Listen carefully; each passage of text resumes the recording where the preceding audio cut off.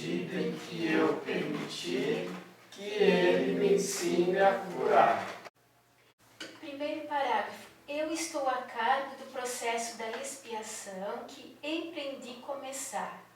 Quando ofereces um milagre a qualquer um dos meus irmãos, tu o fazes para ti mesmo e para mim.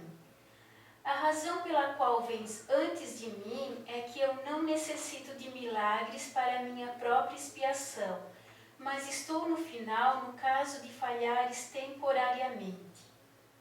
A minha parte na expiação é cancelar todos os erros que, de outra forma, não poderias corrigir.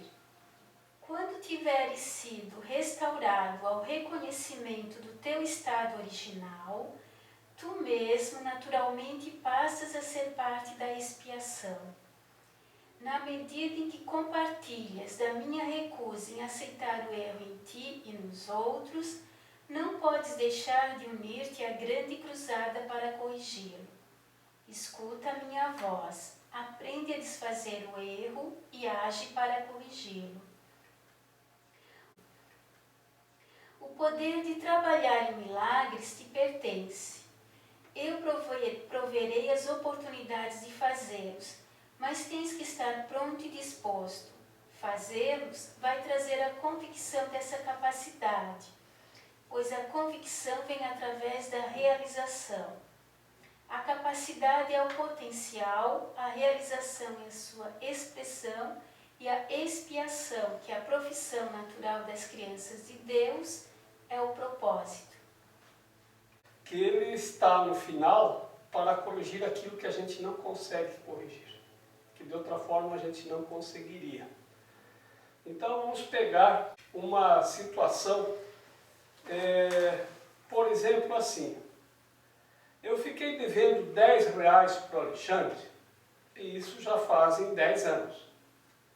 Então hoje eu reencontrei o Alexandre, porque eu estou disposto a resolver isso. Então ele diz, você precisa estar disposto. O que é disposto? Disposto é retirar a tua posição. E isso serve também para todo o aprendizado. Se uma pessoa não está disposta, ela está posta. E se estamos postos, não estamos dispostos, porque daí nós vamos impor a nossa posição e não aceitar o aprendizado. Quando a gente está indisposto, nós geramos em nós mesmos a indisposição, uma área de conflito. E o conflito, ele não resulta em aprendizado. A gente não consegue aprender quando está em conflito. Então, estar disposto é retirar nossas posições. Estarmos abertos para o aprendizado. Então ele diz, eu proverei todas as oportunidades de milagres, mas você tem que estar disposto. Então eu me dispus, eu tenho que acertar esses R$10 com o Alexandre. Então ele provê as oportunidades, eu encontro o Alexandre. Aí eu digo, Alexandre, quero te pedir perdão, que é pedir para você dar a perda, e quero corrigir o meu erro, que eu fiquei 10 anos sem te procurar para pagar os R$10. Então você corrige os R$10 e diz quanto que eu tenho que te pagar. Aí, não precisa nem pagar, não sei o quê, para quê, imagina, né? Capaz, né? Se você ainda vai me... Não, nem te preocupa com isso, né? Não, diz aí, eu preciso pagar. Aí eu disse, então tá bom, então vamos dar 50 então. Tá bom. Aí paguei os 50 e pedi perdão. A minha parte eu fiz. E ele disse, eu estou no final para corrigir aquilo que de outra forma você não conseguiria. Então como que seria isso? Se eu tivesse pago os R$10 para o Alexandre, há 10 anos atrás, no dia seguinte, porque supostamente eu pedi emprestado os R$10 e amanhã eu te pago, ele ia pegar esses R$10 e ia jogar na Mega Sena, ou ia investir na bolsa, ou ia comprar alguma coisa que teria se valorizado ao invés de 50 reais, ele teria 50 milhões hoje. Então isso não tem como eu repor. Também não tem como eu repor uma eventual falta que aquele 10 reais fez. Vamos supor que esses 10 reais ele ia pagar o aluguel e ele não conseguiu pagar. Você imagina a bola de neve. O dono da casa onde ele mora não recebeu o dinheiro e não conseguiu pagar uma outra conta, e quem tinha para receber outra conta não conseguiu pagar, porque... Então, se vocês lembram uma canção, acho que do Chico Buarque, do Malandro, o malandro senta à mesa do bar e pede uma cachaça. Lembro dessa, não? Não. E depois levanta sem pagar. O garçom, no prejuízo, dá uma baixa no caixa do português. Aí o português deixa de pagar o imposto, né? E aí o Brasil deixa de pagar a dívida externa, porque não recebeu o imposto. Ele faz bem essa situação, que é uma bola de neve imensa, né? E depois vai até lá onde a gente deixou de pagar uma dívida externa, que não sei o quê, porque não recebeu isso, que não, aquele imposto não foi aplicado, não rendeu, não pagou. E depois ele volta, acho que é do Chico Buarque de Holanda essa música. E depois ele volta e vem todo mundo querendo descobrir o que causou aquilo, né? Quando eles encontram um malandro na rua, sai todo mundo correndo atrás dele, querendo bater nele, porque ele deixou de pagar uma cachaça de 50 centavos. E ele que causou toda a confusão, né? Então, assim, mesmo que ele pague os 50 centavos, toda aquela confusão ele não consegue resolver. Então, o que está colocado aqui? Eu estou a cargo do plano de expiação que comecei a empreender, né? E ele também está no final para desfazer tudo aquilo que nós não conseguimos. Mas nós temos que fazer a nossa parte. Qual é a nossa parte? Estarmos dispostos, que quando você está disposto a resolver, eles não te preocupam, eu vou apresentar as oportunidades de milagre. Então assim, Alexandre, que milagre, você por aqui está aqui teu 10 real. E aí, porque você está disposto, você não perde essa oportunidade de fazer a expiação, né? Fazer a correção e pedir o perdão. Porque o perdão completo, ele exige a correção. Então você tem que corrigir no nível em que o erro aconteceu.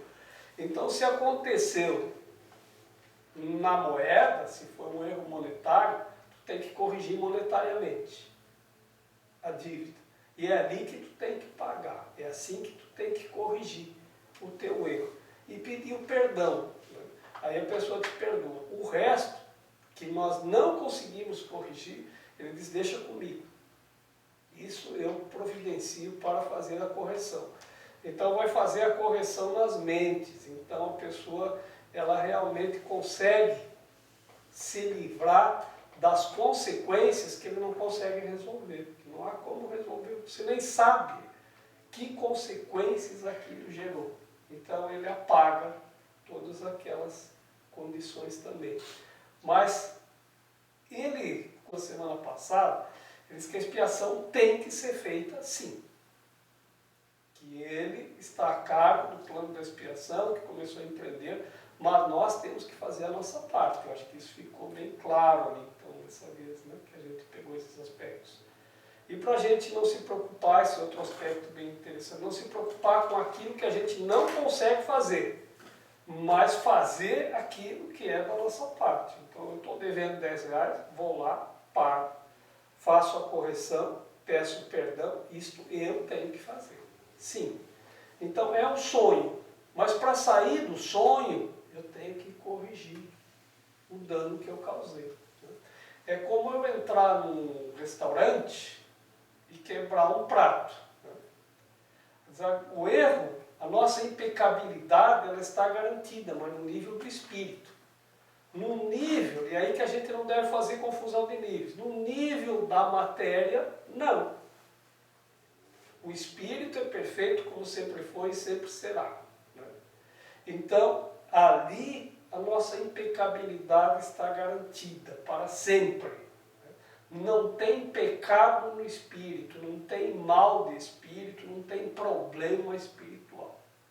O espírito é perfeito. Mas na mente, para baixo, é que nós cometemos os equívocos, a partir de pensamentos. E aí a igreja ela trata bem esse assunto, né? Por pensamentos, palavras, ações e omissões. Não sobra nada. Então a gente erra. Por qualquer coisa que a gente faça, a gente pode cometer erros. Então aí que está o cuidado para fazer tudo corretamente, eternamente. Esse é o cuidado extremo que devemos ter. Fazer tudo corretamente, eternamente. E aí não precisamos nos preocupar com nada. Agora, se nós cometermos um equívoco, uma falha, um pecado, um dano para nós mesmos ou para outra pessoa, tem que promover a correção, sim. Esse é o entendimento que nós temos aqui do curso Milagres. E funciona. Agora é assim, é partir para a correção e não para o julgamento. Tá? Porque aí ele diz, aquele que empreende essa cruzada, ele vai partir para a correção. Tá? Então, esse que compartilha a recusa em aceitar o erro em si e no seu irmão, e parte para a correção, esse então é que vai resolver a situação. Tá? Esse compartilha comigo a cruzada pela correção, porque recusa aceitar o erro. Então ele não aceita o erro, ele aceita a correção. Se percebe uma coisa errada, não aceita ficar no erro. Está errado. Não fica ali tá, no julgamento, porque aí sim reforça o erro. Né? Porque você não saiu do erro, você ficou reforçando. Você está fazendo isso errado, você só faz coisa errada, você só erra, você só aquilo. Né? Então aí você reforça na pessoa e em você o pecado e o erro. Mas não há como não perceber o erro, porque o próprio Espírito que é são, que é santo, ele percebe. Só que ele separa o falso do verdadeiro. Mas ali não diz que ele deixa de perceber, ele percebe o erro também. Mas ao invés de fixar no erro, ele te apresenta a possibilidade de correção. Então, onde há uma mentira, o que ele faz? Ele coloca a verdade do lado. E aí a pessoa escolhe o que quer fazer. Passará o céu e a terra, significa que não continuarão a existir como estados separados. Minha palavra, que é a ressurreição e a vida, não passará porque a vida é eterna. Tu és o trabalho de Deus e o seu trabalho é totalmente amável e totalmente amoroso. É assim que um homem tem que pensar a respeito de si mesmo no seu coração, pois é isso que ele é. Ele falou aqui que Deus nos criou para sermos amáveis e amorosos, e é dessa forma que a gente tem que pensar de nós mesmos. E nós vamos praticar isso. Então, seria algo assim como a gente, eventualmente, levantar de manhã e dizer: hoje eu quero ser o que eu sou. Eu sou amável e amoroso. E só quero estender o amor. E aí você sai na rua e alguém lhe dá um empurrão e lhe xinga. Tem que continuar amável e amoroso. Aí você tem que pensar nisso. E aí você vê uma situação, alguém passando por uma situação que é trágica para ela. Por exemplo, você vê que uma pessoa que você conhece foi despedida do emprego naquele dia. E ela veio conversar contigo dizendo que está indo embora, que foi despedida, que está triste, abalada. Como é que você tem que pensar a respeito de você mesmo? Que você é amável, amoroso e tem que estender o amor. Que é o que a pessoa naquele momento às vezes está faltando, porque ela sai do amor e entra na depressão, entra na falta, entra no medo, entra na escassez. Então você tem que restaurar o amor na pessoa também. E aí, como é que você vai fazer? Busca inspiração, né? Pega, olha para cima e diz, agora o que eu faço? Como é que eu vou ser amoroso nessa situação? Mas você é amoroso, você é amado. Você tem que estender o que você realmente é. Então você tem que começar a pensar a respeito de você mesmo assim.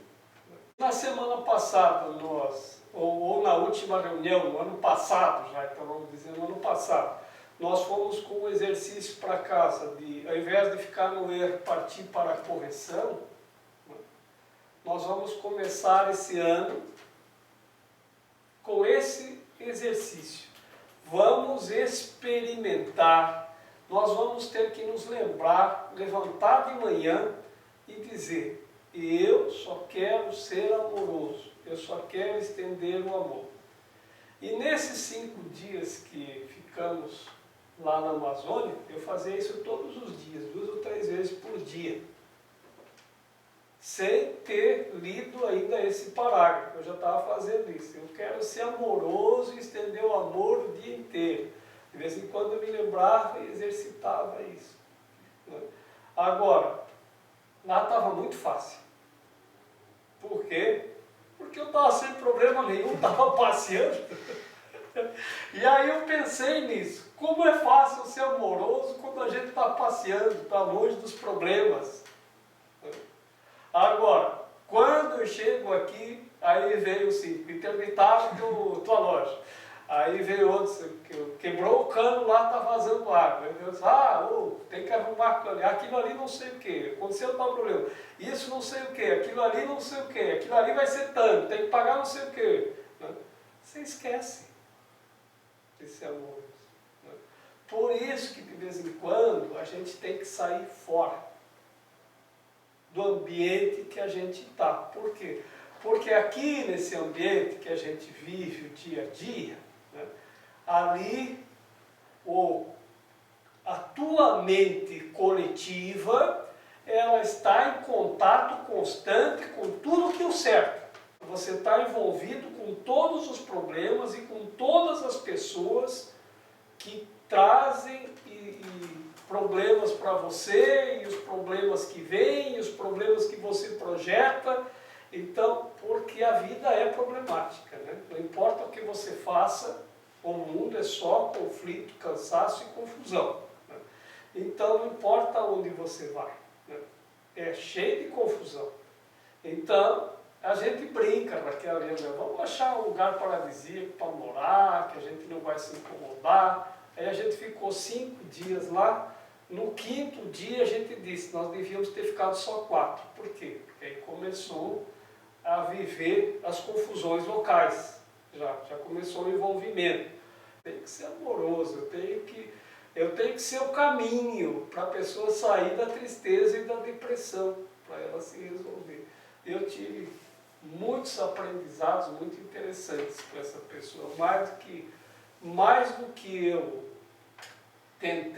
poderia ensinar para ela, eu aprendi. Por quê? Porque eu estava disposto a ser amoroso. Então, eu aprendi mais do que eu poderia ter ensinado. Como aprender e ensinar é a mesma coisa, ele deve ter aprendido alguma coisa também comigo. De vez em quando, quem inventou as férias e disse que nas férias a gente tinha que viajar, e inventou a viagem de férias, eu acho que sabia o que estava fazendo. Porque a gente tem que mudar de ambiente. Porque se a gente tirar férias e ficar aqui, a nossa mente fica presa a essa rede de pensamentos e de conflitos que estão aqui. Quando você sai, você vai lá para a Amazônia, você não pode ficar muito tempo num lugar só, isso nós aprendemos. Então 5 dias já é demais. No 4º dia já está na hora de ir embora. Porque senão você acaba se envolvendo com os conflitos locais. Então não é o paraíso. Porque aí você começa, a gente podia comprar uma casinha dessa, uma palafita na beira do rio e morar aqui, né? Na boa, né? Ficar morando aqui, isso deve ser muito bom, né? Ficar morando numa palafita aqui, né? É bom 4 dias. depois tu começa a se envolver com os conflitos locais também, como aqui, né? Então você sai de um hotel e vai para o outro, né? Não dá tempo de se envolver com os conflitos. Se tu ficar muito tempo no hotel, você já começa a se envolver. Ser sem pertencer. Estar no mundo sem pertencer ao mundo. Isso é uma coisa para turista. E turista que não fica muito tempo parado no mesmo lugar. Senão começa a se envolver com as questões da comunidade. Mas nós deveríamos viver isso sempre. Então, por isso que é mais fácil a gente ser amoroso quando a gente não está envolvido com os problemas locais. Então, isso eu sempre dizia. Tem um guru que vem lá da Groenlândia. É o guru que vem aqui, faz um trabalho, fica duas semanas aqui, faz um retiro com o pessoal e vai embora. As pessoas, meu Deus, como ele é amoroso. Vamos morar com ele uma semana. Aí vocês vão ver que não é tão amoroso. Porque Raquel e eu, como moramos aqui, as pessoas que há anos compartilham o nosso trabalho, eles veem a gente brigar por uma questão equivocada, né? Quantas vezes eu estava lá embaixo com o telefone em conflito com a companhia telefônica, que eles não atendiam, que tinha problema, que vinha conta que a gente não tinha feito, e tinha que ficar naquele telefone, din-din-dom. Um dia eu joguei o telefone na parede, e dizia, mas o Jorge, que é tão amoroso, fazendo isso, a gente faz, porque a gente sai do sério, né? Tem coisa que tira a gente do sério, né? Agora, por isso que eu digo, ser amoroso não é ser meloso, é diferente. E a gente se alterna muito. Por quê? Porque a gente ainda não está no amor perfeito. Então tem dias que você pode chegar aqui, eu estou brigando, discutindo com alguém, e estou muito irritado, né? Aí você mas eu achei que o Jorge era amoroso, né? Amoroso ele foi feito por Deus amoroso e amável. Ele não consegue ficar o tempo todo nesse estado, dentro do conflito. Então nós estamos pensando errado a respeito de nós e dos outros, às vezes. Mas se nós começarmos a fazer esse exercício, se a gente conseguir se lembrar disso todos os dias, uma ou duas vezes por dia, eu sou amável e amoroso, e começar a gravar isso no nosso coração, a gente vai acabar ficando. Então, porque quem não quer ficar do lado de alguém que está amoroso? E a gente exercita isso. Aqui a gente tem que fazer, mas a gente está na zona de conflito aqui. Então é difícil, o exercício é mais difícil, por isso de vez em quando a gente tem que sair para se fortalecer, né? Jesus também fazia os retiros. Uma vez ele ficou 40 dias no deserto, não foi? Depois foi se retirar lá no Monte das Oliveiras, de vez em quando ele dava uma fugida para se fortalecer. Porque no ambiente que você está o dia todo, os conflitos começam a ser dominantes. Então você tem que ir para fora, um pouco sair fora. E nós percebemos, dessa vez, muito claro realmente, que a gente sai fora dos conflitos. Parece que aonde nós ficamos muito tempo, a mente ela vai se enredando. Parece que tem o Jung chamou da mente coletiva, o inconsciente coletivo, né? Então eu acho que isso funciona mesmo. E isso fica localizado, né? Por isso que você vai entrando, dependendo do lugar, você entra naquele estado em que aquelas pessoas estão.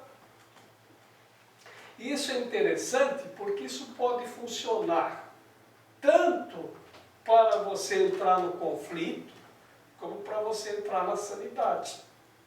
Desculpa. Depende do lugar onde você vai. Então, se você vai para lugares sagrados,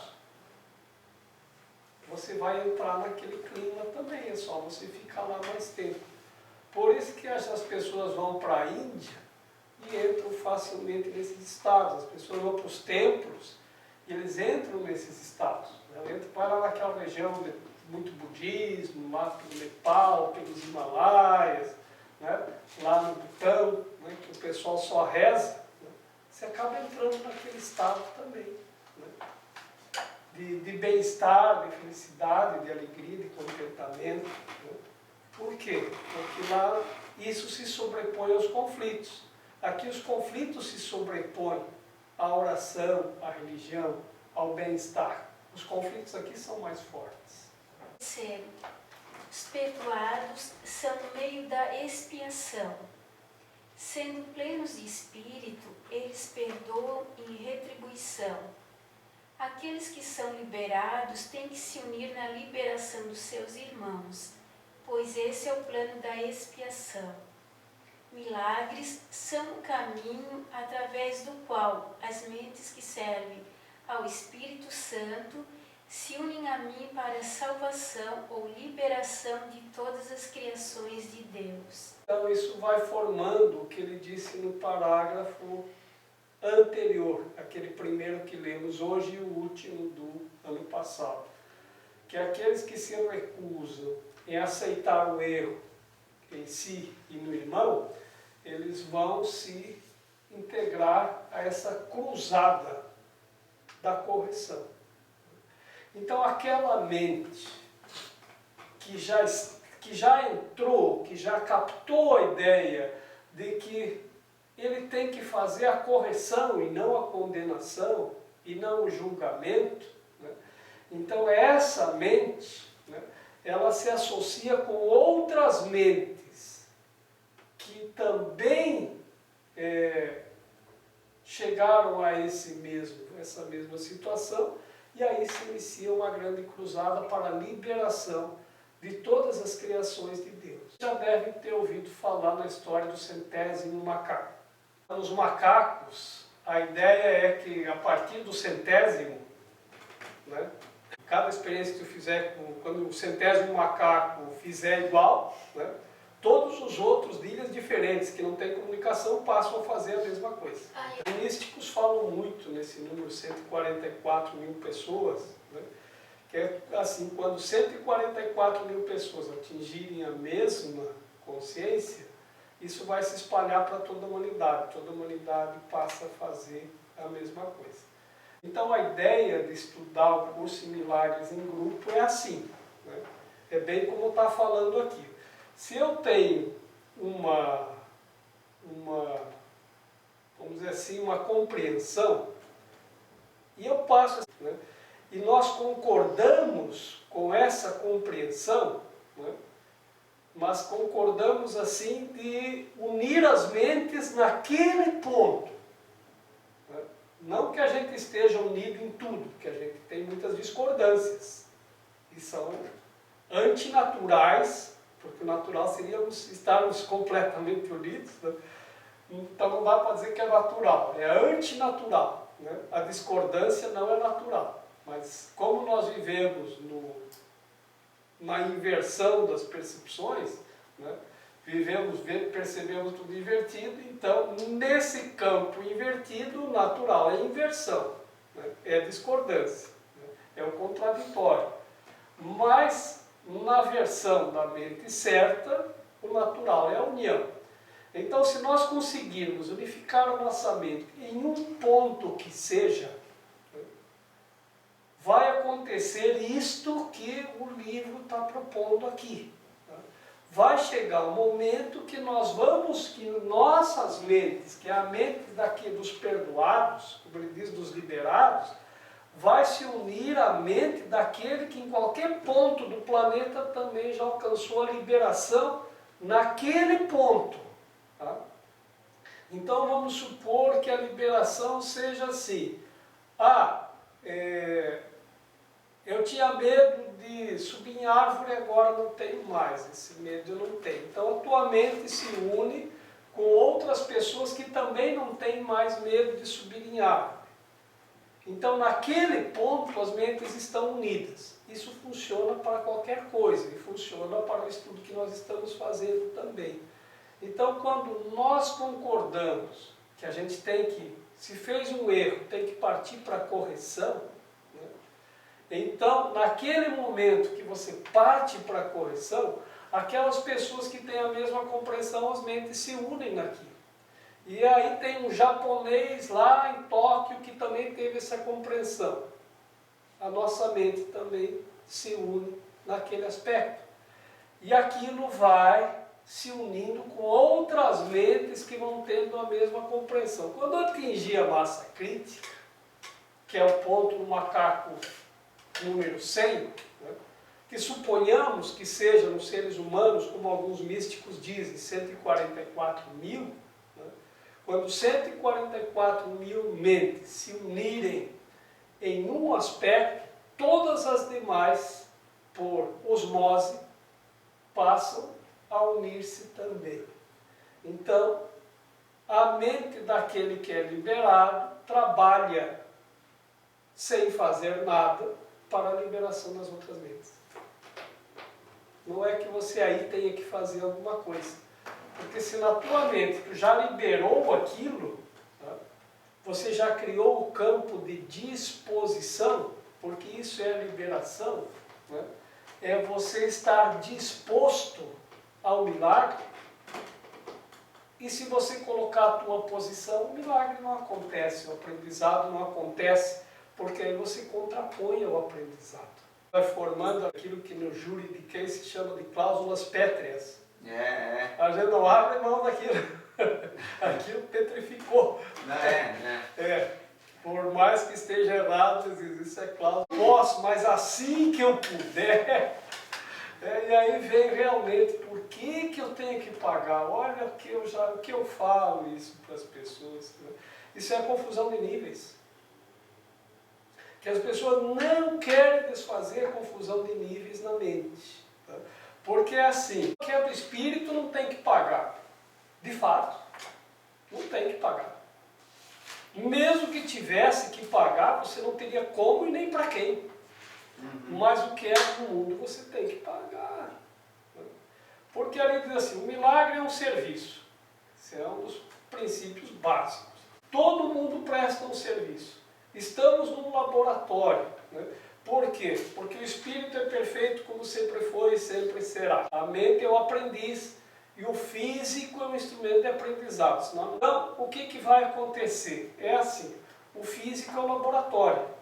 O que é laboratório? Consultório é um lugar onde acontece o quê? Consulta. Laboratório. Trabalho. Labor é trabalho. Então aqui é um laboratório. Então a gente, na mente, elabora aquilo que o trabalho que vai fazer. Pelo nosso labor, a gente recebe um dinheiro. No nosso serviço, a gente recebe um dinheiro. Com esse dinheiro, a gente paga outro serviço ou compra um objeto que é o que? Resultante do serviço de alguém. Né? Ou a gente vai em busca de um aprendizado que a gente está almejando, que a gente quer aprender aquilo. Então a gente paga para ir no curso para aprender alguma coisa que a gente quer. O que a gente está querendo aprender aqui? A remover os obstáculos ao amor. Né? Agora, você está pagando pelo curso? Claro que não. Pelo que a gente paga aqui? Pelo serviço. Qual serviço? O serviço que é prestado para nós pelo dono da sala, que aluga, que investiu o dinheiro dele nesse prédio para alugar para a gente, para nós fazermos aqui o nosso templo. Um templo é um laboratório. Um laboratório onde se trabalha a cura da mente. Isso é um templo. Então aqui nós temos o nosso templo, né, que é o nosso laboratório.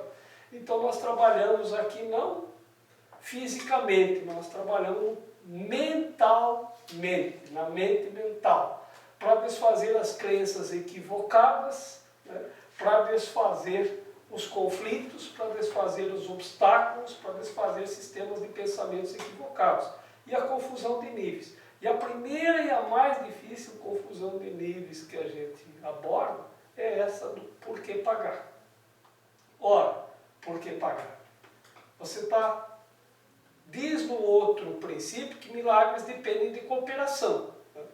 Então, se vocês não cooperarem aqui para a gente pagar a despesa de aluguel, de condomínio, de impostos, de contador, de investimento em tecnologia para permitir que aconteça pela internet, da conta da luz, da conta que mais tem aqui, de faxina, de água, de condomínio, de IPTU, de não sei, tudo que a gente gasta aqui para manutenção, para reforma, para melhorar o ambiente, né?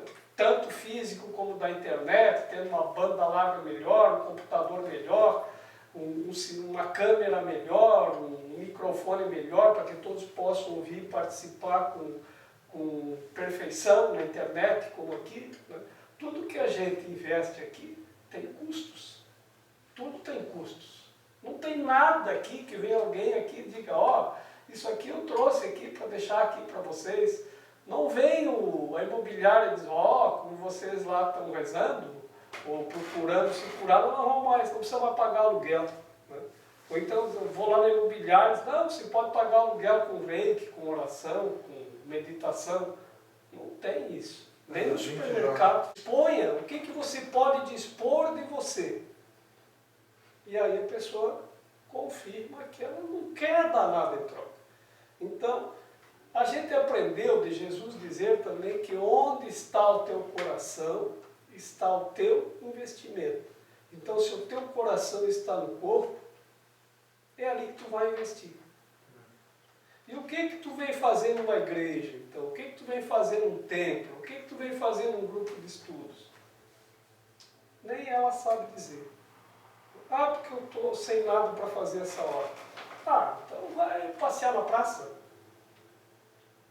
Porque ainda quer outra coisa, ela não quer isso. Então é isso que um capítulo do livro lá também cita, em outras palavras, a mesma coisa que o Pedro citou. Esse livro é muito fácil de compreender, assim está escrito. Se você não está compreendendo, é porque você ou ainda quer outra coisa, ou está contestando aquilo que está sendo proposto. Aí não aprende, porque entra em área de conflito e não aprende, não acontece o aprendizado. Então tem que haver disposição. E aí que as religiões trabalham com o dízimo, que não é só o dinheiro do dízimo, né? Mas é 10% de disposição, porque se dá um pouquinho da tua disposição, é só isso que eu preciso. Né? Que você esteja disposto pelo menos um pouquinho. E aí a gente vê isso, Alexandre, as pessoas, parece que a gente percebe que elas não estão felizes, a gente quer ajudar, mas elas não querem. Aí não há o que fazer. Aí é jogar, como Jesus disse, às vezes jogar pérolas aos porcos. Né? E ele disse para os discípulos não fazerem isso. Não jogue pérolas aos porcos. Vai para quem quer. Porque quem não quer não adianta. Então não vão ensinar para os fariseus. Acho que era fariseus, né? Não vão ensinar para os fariseus. Não vão ensinar para quem já tem uma religião, já tem um sistema de crença. Eles não querem mudar aquilo. Então, ensina para aqueles que querem te ouvir. Para aqueles que querem aprender contigo. Né? Quando o discípulo está pronto para ouvir, o mestre aparece. Isso é uma sabedoria muito antiga. Então, assim, quando a pessoa se dispõe um pouquinho para ouvir, aí vai aparecer, vai despertar o mestre, né? Em alguém. Alguém, porque mestre é o quê? Aquele que ministra, é o professor. Não o mestre naquele sentido que a gente diz, mestre é Jesus que é o mestre. Não, mestre é todo aquele que ministra, que ensina qualquer coisa que seja. Pode ser matemática, pode ser mestre Cuca, pode ser mestre de obras, pode ser um mestre religioso. Isso não qualifica a pessoa como um iluminado. Qualifica ele como ministrante, daí é a palavra mestre. Então, aquele que ministra qualquer coisa. Então, se o médico ministra o medicamento, ele está fazendo com maestria. Pode deixar que eu proporcione, se você tiver disposição, pode deixar que eu proporcione para vocês oportunidades de milagres.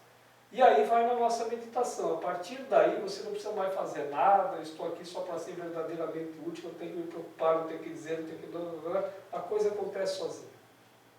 E é assim que vai. Tá? mas nunca impor, sempre dispor. Então eu não levo o curso em milagres para impor às pessoas. Eu aprendo com o curso em milagres a dispor, a me dispor para as pessoas, para liberá-las da posição que elas tomam e na qual elas são irredutíveis. Então, se eu aprendi a disposição, a minha mente aprendeu a liberação do posicionamento. Se a tua mente aprender também, as nossas mentes estão unidas neste ponto. E aí nós entramos numa grande cruzada para a liberação das outras mentes que estão firmes naquela posição que já se formou cláusula pétrea e não abre mão. E aí você não precisa impor nada. Então, vamos fazer o exercício do trabalhar no nosso coração que nós somos amáveis e amorosos. Né? Amáveis no sentido de que as pessoas podem nos amar, isso é ser amável, né? Que eu sou capaz de receber amor, eu sou capaz de ser amado, a capacidade de ser amado, isso é ser amável. E amoroso, que é a capacidade de dar amor também. Então esse é o exercício que nós vamos fazer na semana. Amável e amoroso. Isso é o que nós somos. Mas vamos tentar fazer isso de coração. Então quando a pessoa vier, vamos aprender a receber o amor. Né? E vamos aprender a ser amoroso diante de todas as situações. E eu sei que a gente tem que treinar para isso. Como eu disse, de férias é mais fácil. De férias, longe dos conflitos, é mais fácil ser amoroso. Porque no meio do conflito, o conflito parece que às vezes ele se sobrepõe, que ele é mais forte. Falando isso, nós passamos lá no encontro das águas.